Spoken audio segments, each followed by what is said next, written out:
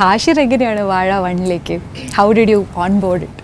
അത് വിപിൻ ചേട്ടനായിട്ടൊരു മീറ്റിങ്ങിലിരുന്ന് കഫേ വെച്ച് സംസാരിച്ച് നമ്മൾ അതിലേക്ക് എത്തിയാണ്, വാഴ വണ്ണിലേക്ക്.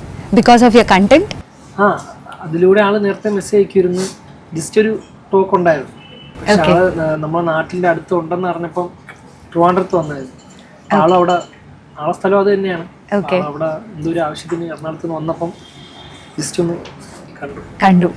ഞാൻ മെസ്സേജ് അയച്ച് ചേട്ടനെ ചേട്ടൻ ഇവിടെ ഉണ്ടോ, കാണാൻ വരട്ടെ എന്ന് ചോദിച്ച് ആൾ പറഞ്ഞാൽ വാടാ കാണാമല്ലോ എന്ന് പറഞ്ഞാൽ ആൾ ടൈം പറഞ്ഞ് വിളിച്ചൊന്ന് കണ്ടു. നമ്മൾ സംസാരിച്ച് അങ്ങനെയാണ് ഇതിലേക്ക് എത്തിയത്. ആളെ വിശേഷങ്ങളും കാര്യങ്ങളും ആളെ കഥകളും അങ്ങനെ ഓരോന്നൊക്കെ ഇതിന് വേണ്ടി സംസാരിച്ചല്ല. നോർമലി ആളെ വിശേഷങ്ങൾ പറഞ്ഞു, ഞാൻ എൻ്റെ വിശേഷം പറഞ്ഞു, അങ്ങനെ സംസാരിച്ച് പരിചയപ്പെട്ടു, കൂടുതൽ അറിഞ്ഞു. എന്നിട്ടാണ് ആളിങ്ങനെ ഒരു കാര്യം പറഞ്ഞു, ഇങ്ങനെ ഒരു ഇതുണ്ട്, നമുക്ക് വേണ്ടി എഴുതിയതല്ല, ആ ഒരു ആഡായതാണ്, ചെറിയൊരു വേഷം ചെയ്യുന്നുള്ളതായി, അങ്ങനെയാണ് അവിടെ എത്തിയത്. ഹാഷിറിന്റെ ഇൻപുട്സ് എന്തെങ്കിലും സ്ക്രിപ്റ്റിൽ വന്നിട്ടുണ്ടോ? സ്ക്രിപ്റ്റിലല്ല, അത് നമ്മൾ ജസ്റ്റ് ടോക്ക് ചെയ്യും, അത്രേ ഉള്ളൂ. അതായത് ഇപ്പം നമ്മൾ ഓരോ കാര്യങ്ങൾ സംസാരിക്കും, ഒരു സീൻ എടുക്കുന്നതിന് നിങ്ങൾക്ക് എന്തെങ്കിലും ഇതിൽ പറയാനുണ്ടോ അങ്ങനെയൊക്കെ ഡയറക്ടർ നമ്മൾ ചോദിക്കും. അങ്ങനെ നമ്മളതിന് എന്തെങ്കിലുമൊക്കെ ഉണ്ടായാലേ ഉള്ളൂ. അവരൊരു ഐഡിയ, അത് നമ്മൾ ആ സീൻ ചിലപ്പോൾ നമ്മളേതായ രീതിയിൽ എന്തെങ്കിലും ഒരു വ്യത്യാസം. എന്തായിരിക്കും തിയേറ്ററിൽ ഈ മൂവി വന്നതിന് ശേഷം ഓഡിയൻസ്, പ്രത്യേകിച്ച് സോഷ്യൽ മീഡിയയിൽ ഏറ്റവും കൂടുതൽ കമൻറ്റ് ചെയ്യാൻ പോകുന്ന ഒരു കാര്യം? അത് പ്രഡിക്റ്റ് ചെയ്യാൻ എന്താണ് അവർ പറയുന്നത്, അതാണ് നമ്മൾ കാത്തിരിക്കുന്നത്. ഹാഷിറും പിള്ളേരും തൂക്കി അങ്ങനെ പറട്ടെ, നമ്മളതാണ് ആഗ്രഹിക്കുന്നത്. നിങ്ങളെ ഏറ്റവും കൂടുതൽ ഇൻഫ്ലുവൻസ് ചെയ്തത് ലൈഫിൽ ആരായിരിക്കും?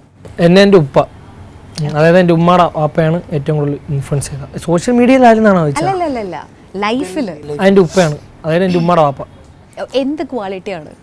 അതായത് ആൾ ഓരോരുത്തർ പെരുമാറുന്ന രീതികളും പിന്നെ വീട്ടുകാരെല്ലാം കൂടെ ഒത്തൊരുമിച്ച് നിർത്തുന്നതും, ഒരു കൂട്ടായ്മ എങ്ങനെ കൊണ്ടുപോകണമെന്നും, ഒരു കുടുംബമൊക്കെ എങ്ങനെ പോകണം, അത് കുടുംബം മാത്രമല്ല, അതിപ്പോൾ നമുക്ക് ഫ്രണ്ട്സിൻ്റെ ഇടയിലും അങ്ങനെ എല്ലാവരെയും ഡീൽ ചെയ്ത് പോണ രീതിയും, ഒരു കാര്യം വരുമ്പോൾ എടുക്കുന്ന തീരുമാനങ്ങളൊക്കെ ഏത് രീതിയിലാണെന്നും, പിന്നെ സ്നേഹവും എല്ലാം നമ്മളെ നോക്കിയ രീതിയും, അതൊക്കെ എനിക്ക് ഭയങ്കര. ഹാഷിറിൻ്റെ ഫോളോവേഴ്സിന് ഏത് രീതിയിൽ ഇൻഫ്ലുവൻസ് ചെയ്യാനാണ് ആഗ്രഹിക്കുന്നത്? ഐ മീൻ, അതായത് ഇന്ന രീതിയിൽ എനിക്ക് അവരെ ഇൻഫ്ലുവൻസ് ചെയ്യാൻ ആണ് ആഗ്രഹം എന്നൊരു കാര്യമുണ്ടോ? അങ്ങനെയൊന്നുമില്ല, ജസ്റ്റ് നമ്മൾ ചെയ്യുന്ന വീഡിയോസിൽ കാണിക്കുന്ന കണക്കല്ല, അല്ലാതെ പറയണമെങ്കിൽ ഹാപ്പി ആയിട്ട് ഒരു ജീവിതം, അങ്ങനെ ഇത്രയുള്ള ജീവിതത്തിലൊന്ന് എപ്പോഴും സന്തോഷിച്ചിരിക്കാൻ പറ്റൂല, സന്തോഷത്തോടെ ഇരിക്കണമെന്ന് പറയാൻ പറ്റൂല. ഇടയ്ക്കൊക്കെ വിഷം വന്നാലും പിന്നെ ആ സന്തോഷത്തിനൊരിത് കിട്ടും. പക്ഷെ എന്നിരുന്നാലും ഹാപ്പിയായിട്ട് ഒരു ജീവിതമുള്ളത് എത്ര നാളെന്ന് അറിയില്ല, അതുവരെ ഇന്നാണ് ലാസ്റ്റ് ദിവസം എന്നുള്ള രീതിയിൽ ഫിലോസഫിക്കലായിട്ട് ചിന്തിക്കുന്ന ആളാണോ? 10,000 മുട്ടിച്ചു. എന്താ